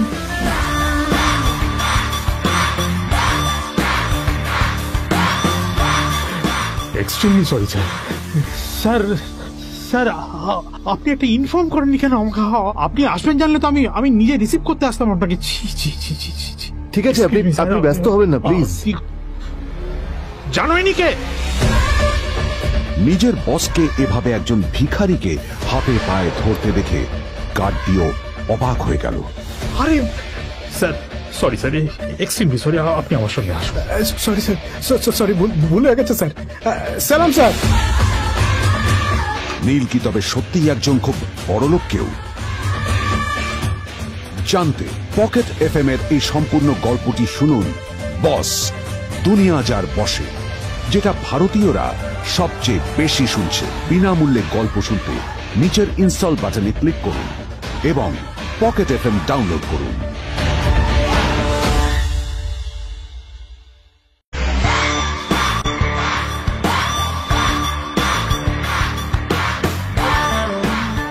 নীল স্যার, আপনি?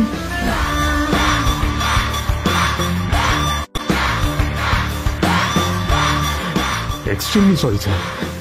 স্যার স্যার আপনি একটা ইনফর্ম করেননি কেন আমাকে? আপনি আসবেন জানলে তো আমি নিজে রিসিভ করতে আসতাম আপনাকে। ঠিক আছে, আপনি ব্যস্ত হবেন না প্লিজ। জানোইনি কে? নিজের বসকে এভাবে একজন ভিখারিকে হাতে পায়ে ধরতে দেখে গার্ডটিও অবাক হয়ে গেল। আরে sir, sorry sir, extremely sorry, আপনি আমার সঙ্গে আসবেন। সরি স্যার, সরি, ভুল হয়ে গেছে স্যার। সালাম স্যার। নীল কি তবে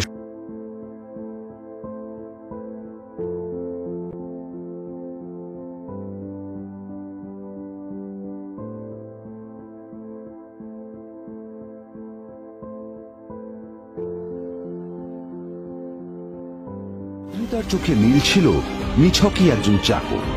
সে সারাদিন আদ্রিতার ভাই ফরমাস খেটেও ওকে সন্তুষ্ট করতে পারত না।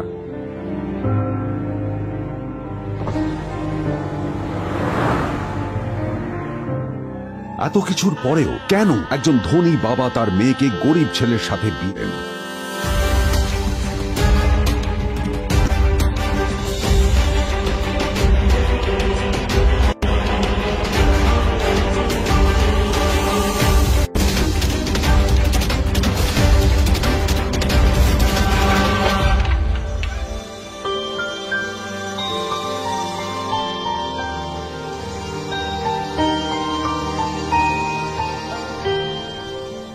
এবং তারপরে সেই মেয়েটি তার গরিব স্বামীর কাছ থেকে নতুন বছরে এমন একটা গিফট পেয়েছিল যে তার চক্ষু স্থির হওয়ার জোগাড় হয়েছিল।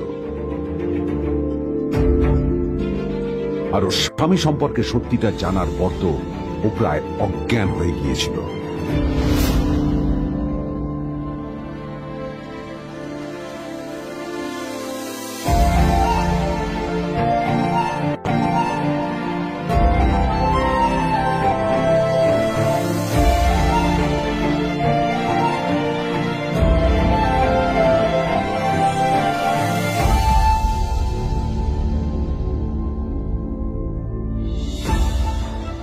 আমার বাবা সবচেয়ে বড় ভুল করেছে তোমার মতো একটা গরিব ছেলের সাথে আমার বিয়ে দিয়ে।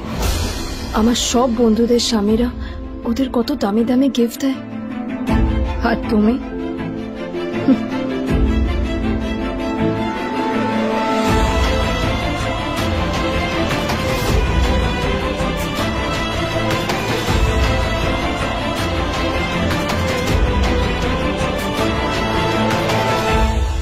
আদ্রিতা তার বাবার কথায় নীলকে বিয়ে তো করেছিল, কিন্তু ও শর্ত দিয়েছিল যেন বাড়ির বাইরের কেউ না জানতে পারে যে নীল ওর স্বামী।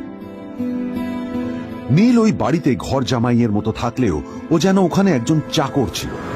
সবাই ওকে অপমান করত। ওই বাড়িতে না ও ঠিক মতো খাবার পেত, আর না ওর কোনো আলাদা ঘর ছিল। কখনো কার্পেটের উপর ঘুমতো, তো কখনো আবার পোষা কুকুরের ঘরের পাশে নীলকে ঘুমোতে হতো। হাত খরচ মেটাতে ও এক জায়গায় ওয়েটারের কাজও করত।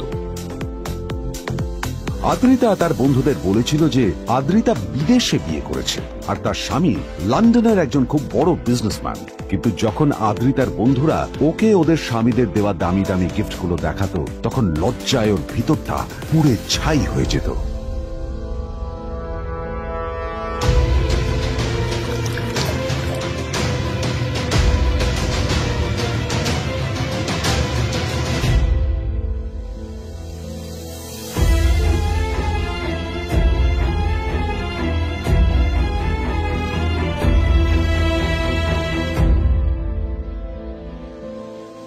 এই যে শোনো, নিউ ইয়ারে আমার একটা গিফট চাই তোমার থেকে। আর গিফট যেন দামি হয়, হ্যাঁ, মানে খুব দামি, কয়েক লাখ টাকা। ওকে? কয়েক লাখ টাকা? কিন্তু অদ্রিতা, এত টাকা আমি একসাথে কখনো দেখিনি। তোমাকে এত দামি গিফট আমি কি করে দেব? এটা তো তোমার বিয়ে করার আগে ভাবা উচিত ছিল। একজন পুরুষ মানুষ হয়ে নিজের স্ত্রীর এইটুকু ইচ্ছা তুমি পূরণ করতে পারবে না? স্ত্রীর এই কথাগুলো নীলকে আহত করে। নিঃশব্দে ওখান থেকে চলে যায় নীল।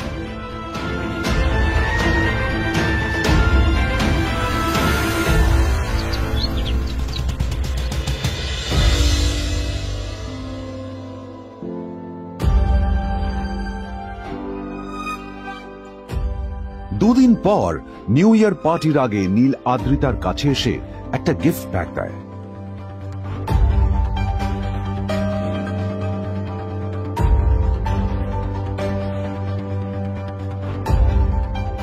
আদ্রিতা মুখ বেজার করে বাক্সটা খুলল, তবে তারপর বাক্সের ভেতরে গিফটটা দেখতেই ও চমকে গেল।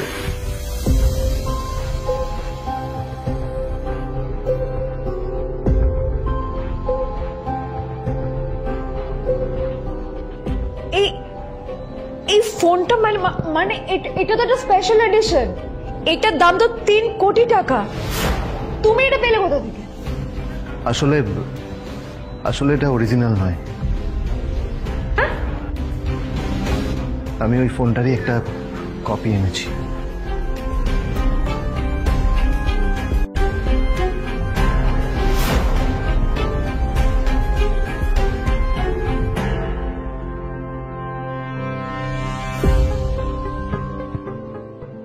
কিন্তু আদ্রিতার নীলের কথা একটু সন্দেহ হয়, কারণ ফোনটা দেখে একেবারেই আসল বলেই মনে হচ্ছিল। পরের দিনই আদ্রিতা ওই কোম্পানির শোরুমে গেল। এই ফোনটা একটু দেখুন না প্লিজ। ওয়াও, আচ্ছা ম্যাম, আপনি কি মিস্টার রয় চৌধুরীর বন্ধু? কে মিস্টার রয় চৌধুরী? ও, আপনি কি ওই রয় চৌধুরী গ্রুপ অফ ইন্ডাস্ট্রিজ এর মালিকের কথা বলছেন? হ্যাঁ। না না, আমি ওনাকে চিনি না। আমি কেন, আমার মনে হয় কেউই ওনাকে চেনে না। বড় বড় মানুষেরাই ওনা দেখা পান না। আমিও কোনোদিন ওনাকে দেখিনি। কিন্তু সাডেনলি আপনি এই প্রশ্নটা করলেন কেন? অ্যাকচুয়ালি ম্যাম, আপনার হাতের এই ফোনটা আসলে এটা ফোনের স্পেশাল এডিশন। এই কাটিং, এই ডিজাইন, এই লোগো, এটা জাল করা ইজ নেক্সট টু ইম্পসিবল। আর গোটা ভারতে বিক্রি হওয়া এই ফোনের সেকেন্ড পিস এটা, যেটা মিস্টার রয় চৌধুরী কিনেছিলেন। সেতুরে জিজ্ঞেস করছি ম্যাম, আপনি এই ফোনটা কোথা থেকে পেলেন? তবে কি নীল মিস্টার রয় চৌধুরী, নাকি নীল এই ফোনটা চুরি করেছে? বেকার নীলের কাছে কোটি টাকার ফোন কোথা থেকে এলো? নীলের সত্যিটা তাহলে কি? আর ও যদি সত্যি বড় লোক হয়ে থাকে, তবে ও নিজের শ্বশুর বাড়িতে খরচামাই হই বা থাকে কেন? আদ্রিতা এসব কথাই মনে মনে ভাবছিল। তবে আদ্রিতার বিশ্বাস ছিল যে কোনো না কোনো মতলব করেই নীল এই ফোনটা আদ্রিতার জন্য নিয়ে এসেছিল। কিছুদিন পর আদ্রিতা সেই ফোনটার কথা ভুলে গেল। নীল সকাল সকাল ঘুরতে বেরিয়েছে বাইরে।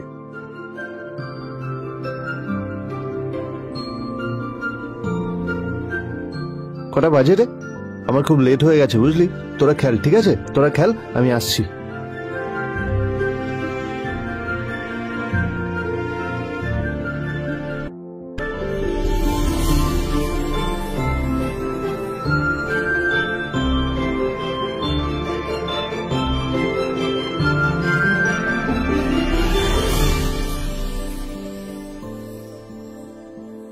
নীল, জল পড়ছে না কেন দেখো না।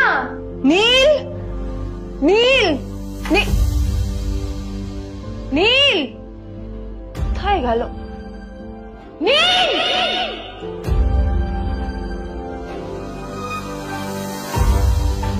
নীল, নীলকে ডাকছে কেন বলতো? ওইদিকে বাড়িতে আদ্রিতা আর চিত্রা আশ্চর্য হয়ে গেল যে নীল হঠাৎ কোথায় উধাও হয়ে গেল। মা তোমাকে কিছু বলে গেছে নীল? হ্যাঁ, কোথায় গেছে ও? না, আমি ওর কোনো খোঁজ খবর রাখি না। আমার একটা কথা মনে হচ্ছে, ওকে না এবার একটু শীতে করতে হবে। একটা কাজে যদি আসতো ছেলেটা, যখনই কোনো কাজের কথা বলি ভ্যানিশ হয়ে যায়। আমি ওকে বলেছিলাম R&B গোল্ডেন ডায়মন্ড থেকে আমার সেটটা নিয়ে আসতে, আনেনি। আনেনি, আজকেও ভালো করে অফিসে নিয়ে যাবো, ভ্যানিশ হয়ে গেল। কোথায় গেল কে জানে। আমার ভাগ্যে জুটেছে এরকম একটা ছেলে।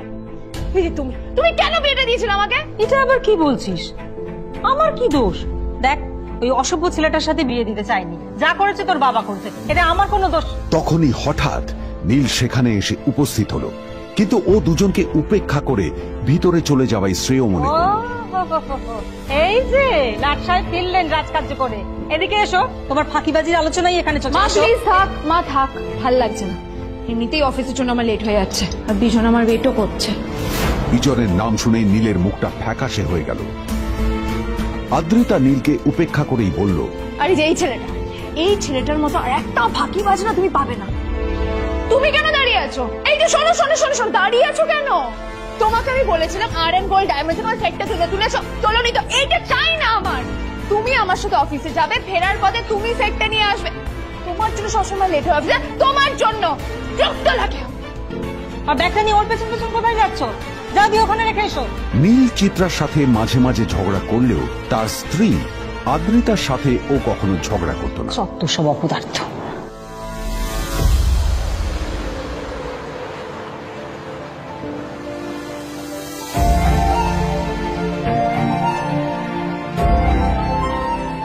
কিছুক্ষণের মধ্যেই তারা আদ্রিতার অফিসে পৌঁছে গেল। আদ্রিতা গাড়ি থেকে নামতে নামতে দেখলো যে তার কাছে অনেকগুলো ফাইল আছে। নীলের দিকে তাকিয়ে ওকেই ফাইলগুলো নিয়ে ভেতরে আসতে বলল। চলো, হা করে দাঁড়িয়ে আছো কেন? ফাইলগুলো নিয়ে ভেতরে এসো।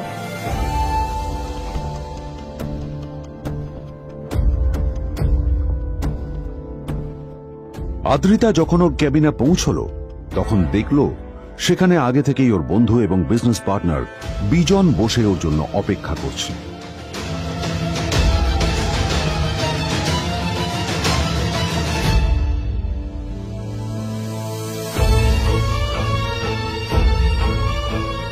কোথায় ছিলে বলো?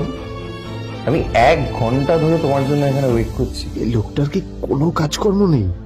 1 ঘন্টা ধরে বসে আমার স্ত্রী আদ্রিতার জন্য অপেক্ষা করছে। সরি বিজন, আমি খুবই দুঃখিত যে বাড়ির কিছু লোকের জন্য না আমার সবসময় লেট হয়ে যায়। আদ্রিতার কথা শোনার পর বিজনের 1 ঘন্টা অপেক্ষা করার অভিযোগ 1 মুহূর্তের মধ্যে মিলিয়ে গিয়েছিল। কি হলো, হাসছো কেন? লটারি পেলে নাকি? লটারি? হ্যাঁ, তুমি আসা মানে আমার কাছে লটারির থেকেও বেশি দাম। তবে তার থেকে কিঞ্চিত কম দামি একটা গিফট আমি তোমার জন্য এনেছি।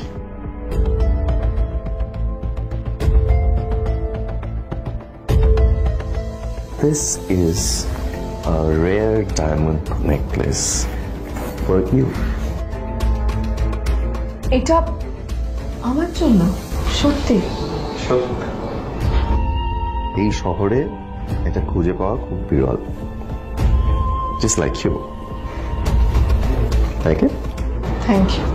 You're welcome. Thank you for the gift. আসি তাহলে এখন।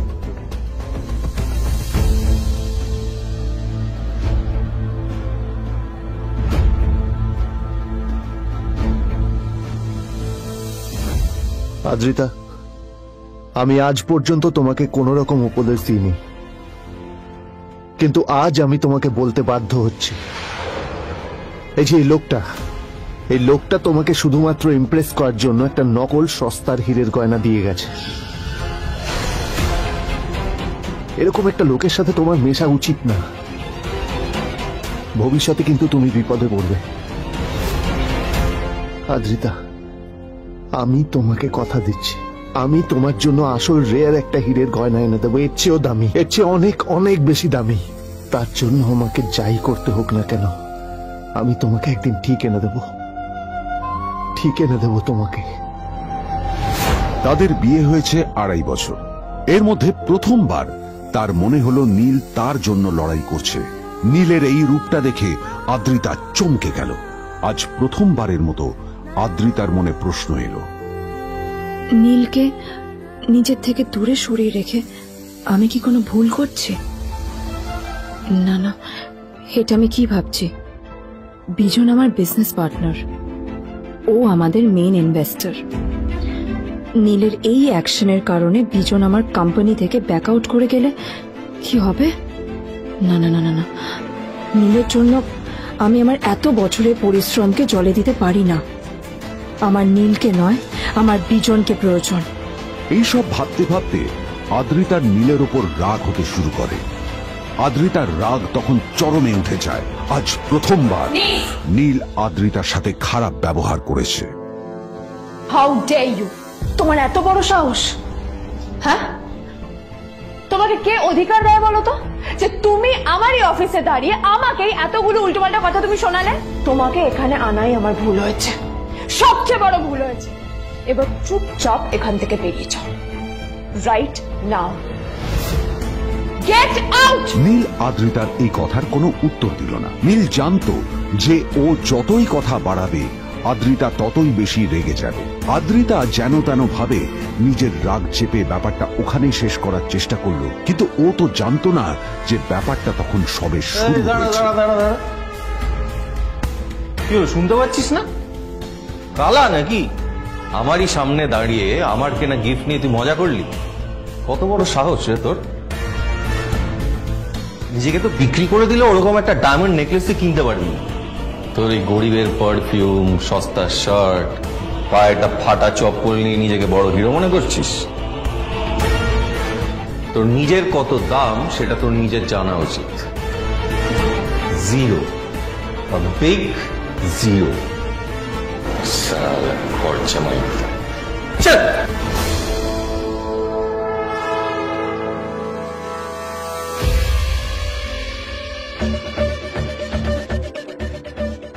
নীল তখনও ঝামেলা করার মেজাজ ছিল না, কিন্তু যখন কেউ অন্যের নীরবতা সুযোগ নিতে শুরু করে তখন কথা বলাটা প্রয়োজন। নীল আঙুল তুলে পেছনের দিকে ইশারা করে। প্রথম কথা, ওই যে ওখানে দাঁড়িয়ে আছে, ও আমার স্ত্রী।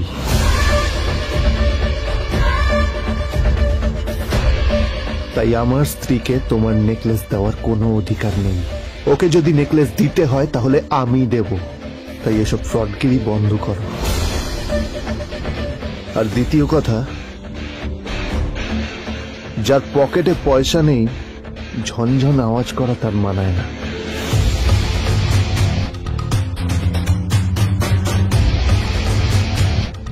নীল বিজনকে তার সোয়াগ দেখিয়ে বেরিয়ে গেল।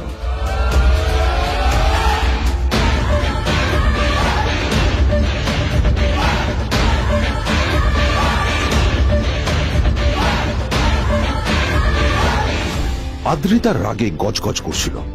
ওর জ্বলন্ত চোখের সামনে শুধু নীলের মুখটা ভেসে উঠছিল। ও যতই নীলের কথা ভাবছিল ততই ওর রাগ বেড়ে যাচ্ছিল। গত কয়েক মাস ধরে আদ্রিতার কোম্পানির অবস্থা একেবারেই ভালো ছিল না। আদ্রিতা তা সামলানোর আপ্রাণ চেষ্টা করছিল।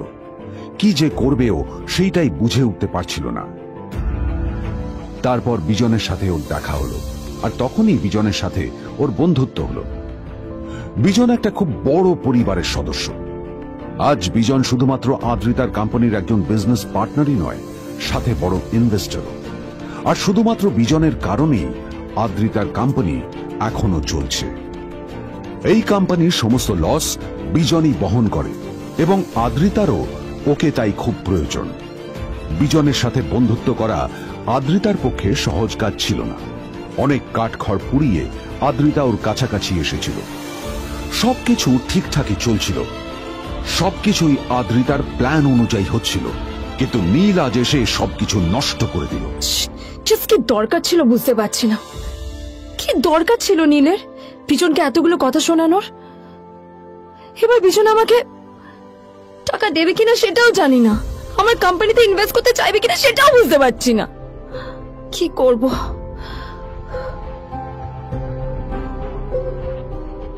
এখন আদ্রিতা ওকে কিভাবে বোঝাবে? ভুল করে যদি বিজন ওর টাকা ফেরত চায় তবে আদ্রিতার কোম্পানি সেন কর্পোরেশন খুব বড় সমস্যায় পড়ে যাবে। তারপর কি হবে? সেন পরিবারের দেখভাল কে করবে? এইসব ভাবতে ভাবতে আদ্রিতা নিজের উপরেও রেগে গেল। আসলে দোষটা ওর নিজেরই। আদ্রিতা কেন নীলকে ওদের মাঝে আনতে গেল? নীলকে অফিসে নিয়ে আসারই বা কি দরকার ছিল? আর যদি সে নীলকে সাথে করে না আনতো তাহলে বিজন এখন ওর সাথেই বসে থাকতো।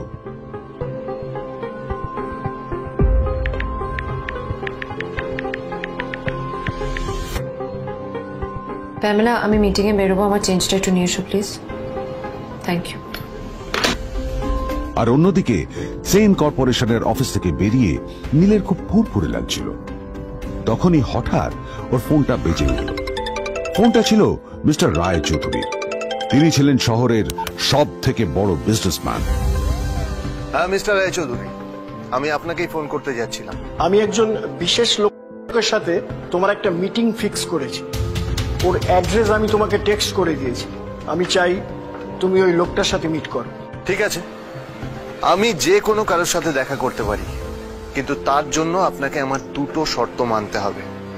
প্রথমটা, আমার জন্য একটা রেয়ার হীরের নেকলেস আপনাকে জোগাড় করে আনতে হবে। আর দ্বিতীয়টা, আমি আপনাকে টেক্সট করছি, এটাও কিন্তু একই রকম জরুরি। এই দুটো কাজ আপনাকে যত তাড়াতাড়ি সম্ভব করে ফেলতে হবে আমার জন্য, ঠিক আছে? তোমার অ্যাকাউন্টে কিছু টাকা পাঠিয়েছি, কিছু জামা কাপড় কেন, যাতে তুমি ভদ্র সমাজে আসার যোগ্য হও আর তোমাকে আমি স্বামীর পরিচয় দিতে লজ্জা না পাই। তোমার কারণে আমার পরিবার লজ্জা পাবে, আমি সেটা চাই না। যখনই দেখি তখনই তুমি ভিখিরির মতো ছেঁড়া ফাটা জামা কাপড় পরে থাকো।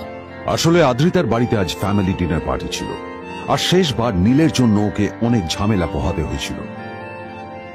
মেসেজ পড়ে নীল ফোনটা নিজের পকেটে রেখে রাস্তার ধারে গিয়ে একটা ট্যাক্সি থামানোর জন্য হাত বাড়িয়ে দিল। নীল ট্যাক্সি ধরে গোল্ডেন সিটি অ্যাভিনিউর দিকে বেরিয়ে পড়ল। গোল্ডেন সিটি অ্যাভিনিউ শুধু কলকাতারই নয়, এটা ছিল সারা পশ্চিমবঙ্গের সবচেয়ে বিলাসবহুল সোসাইটিগুলোর মধ্যে একটা। আসলে এই সেই জায়গা যেখানে মিস্টার রায় চৌধুরী আজ তার জন্য গোপন মিটিং ফিক্স করেছিলেন। কিন্তু নীল কার সাথে দেখা করতে যাচ্ছে এ সম্পর্কে ওর কোনো ধারণাই ছিল না। যখন নীল সেখানে পৌঁছলো, ফুলভিলার বাগানে বসে থাকা লোকটিকে দেখে রাগে নীলের রক্ত ফুটতে শুরু করলো। নীল ওখানে না দাঁড়িয়ে বেরিয়ে গেল। তখনই হঠাৎ একটা মেসেজ এলো। আসলে আজ আদ্রিতার ফ্যামিলি গ্যাদারিং এ যাওয়ার আগে নীলকে ওর হাই স্কুলের রিইউনিয়নেও যেতে হতো। গ্র্যাজুয়েশনের পর এত বছরে এই প্রথম নীল তার কোন কলেজ বা স্কুলের রিইউনিয়নে যাচ্ছে। এতগুলো বছরে নীল তার কোনো বন্ধুর সাথেই দেখা করেনি। নীলের তার পুরনো সহপাঠীদের কথা মনে পড়তে লাগলো, যাদের সাথে ও স্কুলে মজা করত। আজ আবার ওদের সকলের সাথে নীলের দেখা হবে।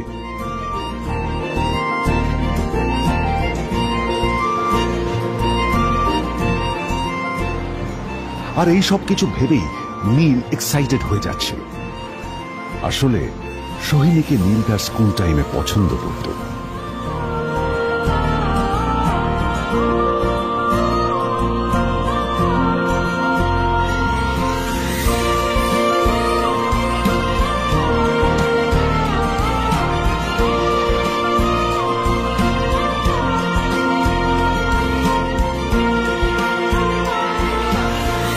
অন্যদিকে সেন কর্পোরেশনে ইনভেস্টরদের সঙ্গে আদ্রিতার মিটিং একেবারেই ভালো যায়নি।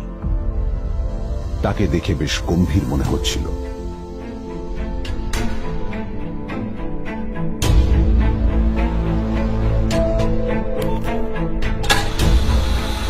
ভাই পৃথিবীতে এমন লোক আছে, কি দেমাগ দেখলি? হ্যাঁ, কাজকর্ম তো কিছু করার নেই, আর কিছু করেও না।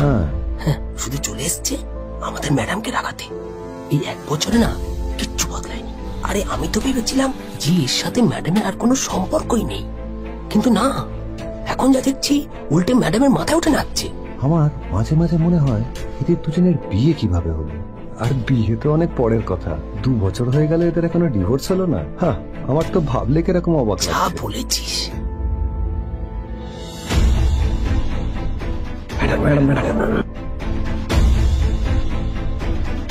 অফিসে চলতে থাকা এইসব কথা শুনে আদ্রিতার আরো রাগ হলো। আদ্রিতা ক্যাবিনে যাওয়ার পরে রাগকে নিয়ন্ত্রণ করা ওর পক্ষে আরো কঠিন হয়ে গেল। ও তখন বুঝতেই পারছিল না যে ওর রাগ কিভাবে নিয়ন্ত্রণ করবে। আদ্রিতা এটাও ভাবছিল যে নীলের জন্য ওকে আর কত অপমানিত হতে হবে। এসব ভাবতে ভাবতেই আদ্রিতার চোখ গেল ওর বাবার ছবিটার দিকে।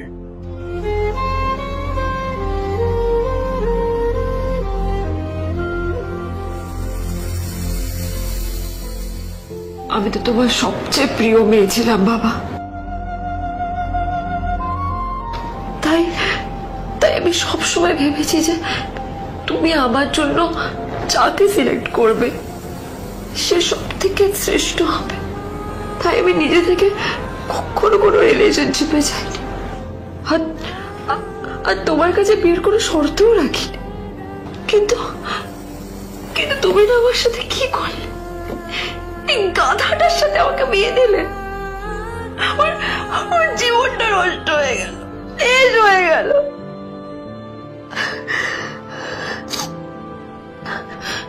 আমি যদি একটু জানতাম যে ও কিছু করে না, ঘর চাপাই হয়ে থাকবে, এইসব কাজকর্ম করে, তাহলে কোনোদিনই বিয়েতে রাজি হতাম না বাবা, কোনোদিন না, কোনোদিন।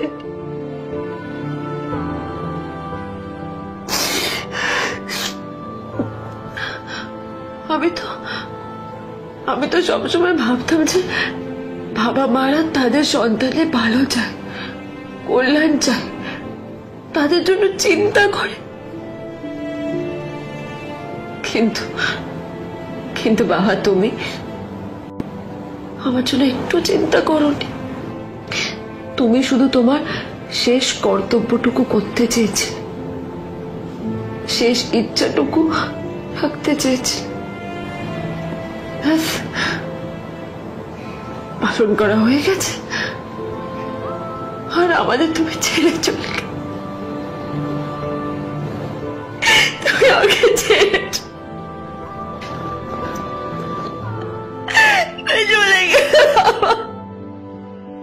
অন্যদিকে নীল রিইউনিয়ন পার্টির জন্য হোটেল প্রাইম স্টারের দিকে রওনা হলো। হোটেল প্রাইম স্টার ছিল শহরের সবচেয়ে দামি হোটেল।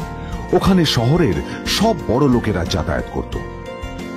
নীল যখনই তার পুরনো বাইকটা নিয়ে ওখানে পৌঁছলো, ওর পুরনো জামা কাপড়, পুরনো বাইক আর ওর পায়ে ছেঁড়া চপ্পল দেখে সিকিউরিটি গার্ড ওকে গেটের বাইরেই আটকে দিল। কোথায় যাচ্ছিস শালা ভিখিরি? না না দাদা, আপনি আমাকে ভুল বুঝছেন। আসলে আমাকে ইনভাইট করা হয়েছে, আমি এই হোটেলেই এসেছি। শালা মিথ্যে কথা বলার জায়গা পাস না? হ্যাঁ, মিথ্যে কথা বলার আগে নিজের চেহারাটা তো দেখতিস। এটা একটা প্রাইম হোটেল, বুঝেছিস? এখানে সব শহরের বড় বড় লোকেরা তাদের বড় বড় গাড়ি নিয়ে আসে।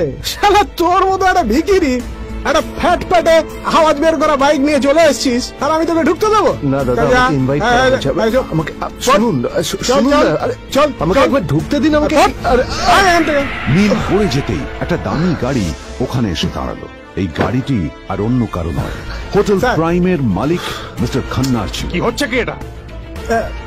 হোটেলের গেটের সামনে এসব এসব ক্যাশ চলছে এখানে। হোটেলের বদনাম হবে না এতে? স্যার দেখুন না, এই যে ভিখিরিটা হোটেলে ঢুকতে যাচ্ছে, আমি বারণ করছি, শুনছে না স্যার? ছাড়া, আপনি কি করতে আছেন? কে কি হচ্ছে দেখি দেখি কে? মিস্টার খান্না তার চশমা খুলে নীলের দিকে দেখলেন, আর ওনার মুখটা হাঁ হয়ে গেল।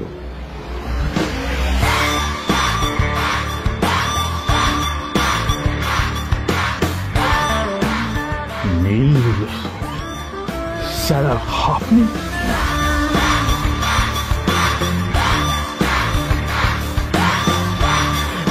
Extremely sorry sir sir sir আপনি একটা ইনফর্ম করেননি কেন আমাকে? আপনি আসবেন জানলে তো আমি নিজে রিসিভ করতে আসতাম আপনাকে। ঠিক আছে, আপনি ব্যস্ত হবেন না প্লিজ। জানোইনি কে? নিজের বসকে এভাবে একজন ভিখারিকে হাতে পায়ে ধরতে দেখে